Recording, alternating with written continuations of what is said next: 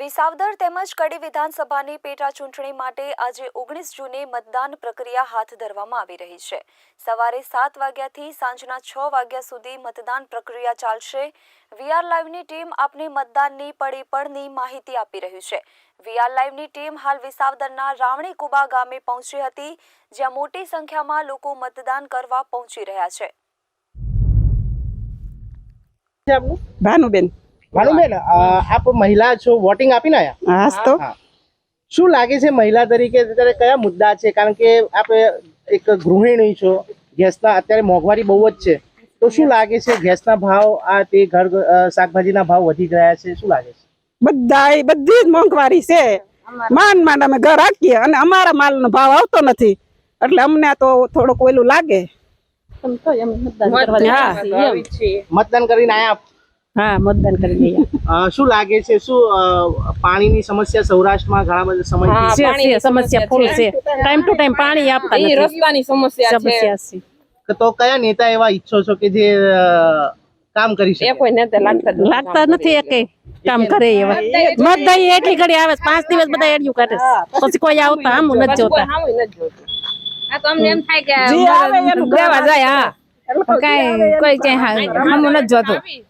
ત્યાં જે પડી ગયું છે ઓલું બેનર લગાવવાનું, કેટલા દિવસ થયા એમનેમ છે, તો કોઈ સમૂહ કર્યું? અહીંયા માંડાવડ થી આવો તમે, રાવણી પાટિયું છે ત્યાં આખું વાકું વળી ગયું, બસ ને એને કેટલો પ્રોબ્લેમ થઈશ, તો કોઈ આવ્યું સમૂહ કરવા? પણ અત્યારે તો હાલ તો ચૂંટણી છે અને સ્વાભાવિક છે કે અધિકારીઓ છે, પણ એ સમૂહ તો કરવું જોઈએ ને। બધાને કેટલો પ્રોબ્લેમ થાય, 2 વાહન હામાં થાય તો ન થાય? બીજા કયા સમસ્યા છે ગૃહિણી તરીકે? આ સ્કૂલનો રસ્તો જ છે, પણ આ પાઇપ ભરાને એવડા છોકરા ભણવા આવે, આ પાણીમાંથી આવવાનું જવાનું। હા, વરસાદ હશે ને એટલે ગોઠણ ઉપર પાણી છોકરાને લેવા આવવા પડે અમારે સ્કૂલ થી। એટલે સ્વાભાવિક છે કે વિસાવદર ક્યાંક વિકાસથી વંચિત રહ્યું। હા તો ચોક્કસપણે અત્યારે હાલ આ મહિલાઓનું કહેવું છે કે મોંઘવારી જે છે અને જે ગામોના વિકાસ થવા જોઈએ તે થઈ નથી રહ્યા। એટલે હવે એ જોવાનું છે કે અત્યારે હાલમાં મહિલાઓ બહુ ભારી માત્રામાં વોટિંગ કરી રહ્યા છે અહીંયા, પણ ક્યાંક ને ક્યાંક આ બધા મુદ્દા જે છે તે ક્યાંક કોઈ ઉમેદવારોને નુકસાન પહોંચાડી શકે છે। વિસાવદરના રાવણી કુબા ગામ છે, ત્યાં આપણે આવ્યા છીએ અને અત્યારે હાલ આ ગામના જે સરપંચ છે તેમની સાથે વાત કરીશું। જે રીતે અત્યારે હાલમાં આજે ચૂંટણીનો માહોલ છે, આજે વોટિંગ થવાનું છે, શું કહેશો?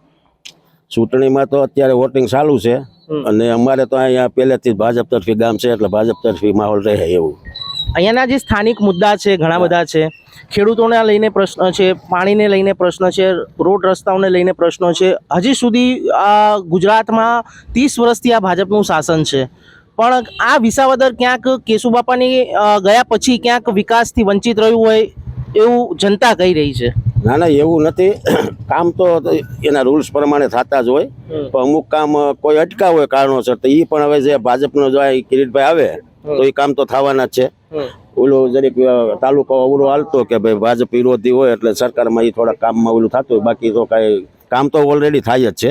પણ અમુક કામમાં કોઈને અસંતોષ હોય, એટલો બધો વિસ્તાર હોય તો કોઈ કામમાં કોઈને સંતોષ ન થયો હોય એમ। અત્યારે હાલમાં કેટલા ટકા વોટિંગ થયું છે, આપ સરપંચના નાતે જણાવી શકો? અત્યારે 20-22% જેવું થઈ ગયું, 20 થી 22% આ ગામની અંદર વોટ થઈ ગયો। અત્યારે આ માહોલ એ પણ છે કે થોડા સમયથી માહોલ ગરમાયો છે વિસાવદરની અંદર, ક્યાંક ને ક્યાંક 50-50% પલડું ભારે છે બે પાર્ટીઓનું।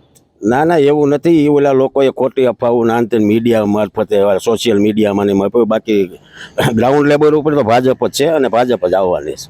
કિરીટ પટેલ કયા કામો કરશે વિસાવદરની જનતાને? કારણ કે સમય બહુ ઓછો છે, થોડા સમય પછી કહેવાય છે કે વિધાનસભાની ચૂંટણી આવી જશે, તો સમય ઓછા હોવાના કારણે વિસાવદરની જનતાને પોતાની તરફ આકર્ષવા માટે શું કામ કરશે? કિરીટ પટેલ એક તો પેલા 52 માણસ છે, સરકાર સાથે જોડાયેલા માણસ છે, એની પણ 800 દિવસ છે એ કાપી છે, એ સુટાણા ભેગા સીધા કામે લાગી જવાના છે। કોઈ રસ્તાના છે, કોઈ નાના મોટા બીજા પ્રશ્નો છે એ તાત્કાલિક સોલ્વ જ થવાના છે। અહીંયાના સ્થાનિક લોકો સાથે પણ આપણે વાત કરીશું કે જે અત્યારે હાલમાં વોટ આપીને આવ્યા છે। શું નામ છે આપનું? મારું નામ છે અશ્વિન નિમાવત। વોટિંગ કરીને આવ્યા? વોટિંગ મારે બાકી છે। શું લાગે છે કોનું પલડું ભારે છે આ વખતે? અત્યારે જનરલ 50% જેવું દેખાય છે, 50-50 હાલે છે। 50-50 હાલે। હા, તો જે અહીંયાના સ્થાનિક મુદ્દા છે, સરપંચશ્રી કહી રહ્યા છે ભાજપનું આ કહેવાય છે કે અહીંયા થોડું વર્ચસ્વ વધારે છે, શું લાગે છે અહીંયાના જે સ્થાનિક મુદ્દા છે ખેડૂતોને લઈને શું કહેવાય? ખેડૂતોના મુદ્દા ઘણા છે આમાં. જે તે વખતે મગફળી કૌભાંડ ખરીદીમાં થયા છે એ મુદ્દો કદાચ નડી જાય. આપ શું કહેશો? હવે અમારે અત્યારે 50% હાલે છે અને થોડો પ્રશ્ન તો છે એવો કે ભાઈ મગફળીને ખરીદ વેચાણમાં છે, પછી આ મંડળીઓમાં છે, એવું થોડો ઘણા મુદ્દાઓ તો છે જ. રોડ રસ્તાના છે, એટલે 50% જેવું બેમાં ચાલે છે અત્યારે. 30 વર્ષથી ભાજપની સરકાર પ્રદેશની અંદર નર્મદાના નીર કચ્છ સુધી પહોંચાડ્યા, હજી પણ સૌરાષ્ટ્ર પાણીથી ક્યાંક પીવાના પાણીથી વંચિત છે. હા છે, શું કારણ? પહોંચ્યું નથી આ લોકોના. કચ્છના નીર સુધી જે સૂકા પ્રદેશોની અંદર પહોંચી શકે અને અહીંયા સુધી ના પહોંચે. સૌરાષ્ટ્ર એક કહેવાય કે મોજેલું કહેવાય, પણ અહીંયા કહેવાય કે હજી પાણી નથી આવ્યું. શું કહેશો?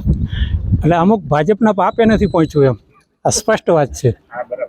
ભાજપના પાપને હિસાબેથી નથી પહોંચ્યું અહીંયા પાણી. રોડ રસ્તાના કામ પણ અત્યારે અધૂરા જ પડ્યા છે. દરેક રસ્તામાં જાઓ એ લોકો કહે છે પેરિસ જેવા રસ્તા બનાવવાના છે, પણ પેરિસની ક્યાં કરો છો? રસ્તામાં હલાય એમ જ નથી. એટલા ઊંડા ખાડાઓ પડ્યા છે રસ્તાની અંદર. કોઈ કામ આ છેલ્લા 3 વર્ષથી કોઈ કામ થયા જ નથી એમ કહીએ તો ચાલે. કેશુબાપાનો જમાનો, કારણ કે આપ બધા અહીંયા વડીલ છો, કેશુબાપાના સમય પણ આપે જોયો હશે અને અત્યારે હાલમાં ભૂપેન્દ્રભાઈ પટેલની સરકાર પણ છે અને કેન્દ્રમાં પણ નરેન્દ્ર મોદી 12 થી 13 વર્ષ અહીંયા ગુજરાતના મુખ્યમંત્રી રહ્યા. શું ફરક છે?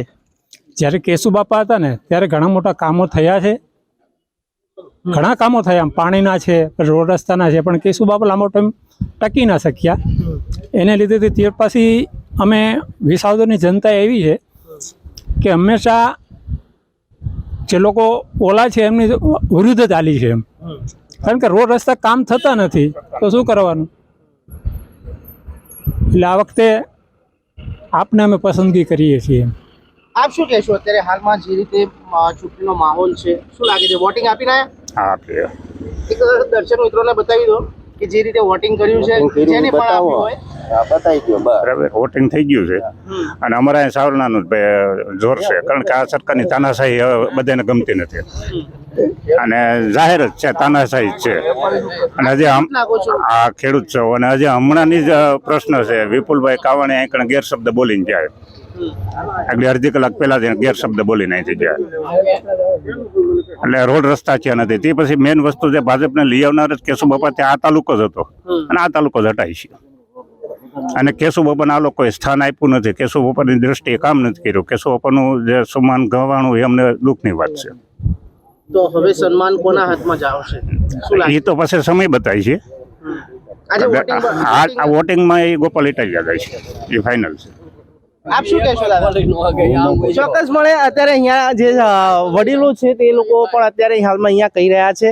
દાદા, જે રીતે અત્યારે હાલમાં આજે ચૂંટણી છે અને વોટિંગની આજનો દિવસ છે, શું કહેશો? એમાં તો જે સારો માણસ હોય ને કામ કરે ને મત દેવાનો હોય, આમાં બીજી કઈ જાહેરાત કરવાનું ન હોય. માણસ સારો જોઈએ આપણે તો ને એક જ વાત, કામ કર્યો. વિસાવદરની જનતા કહી રહી છે કે કામ કરે એવો નેતા જોઈએ, જે ચાહે કોઈ પણ પાર્ટીનો હોય. અડધી રાત્રે ખેડૂતોના પ્રશ્નો હોય કે સ્થાનિક મુદ્દા હોય તેને સોલ્વ કરવા જોઈએ, તેવું અહીંયા વિસાવદરની જનતા કહી રહી છે. ત્યારે હવે આવનારો સમય જ બતાવશે. 2 દિવસ પછી રિઝલ્ટ છે, ત્યારે આજે વોટિંગ થવા જઈ રહ્યું છે. કમસે કમ અત્યારે હાલમાં કમસે કમ 30 થી 35% વોટિંગ થઈ ચૂક્યું છે વિસાવદરની અંદર. ત્યારે હવે બાજી કોના હાથમાં વિસાવદરની જનતા આપે છે તે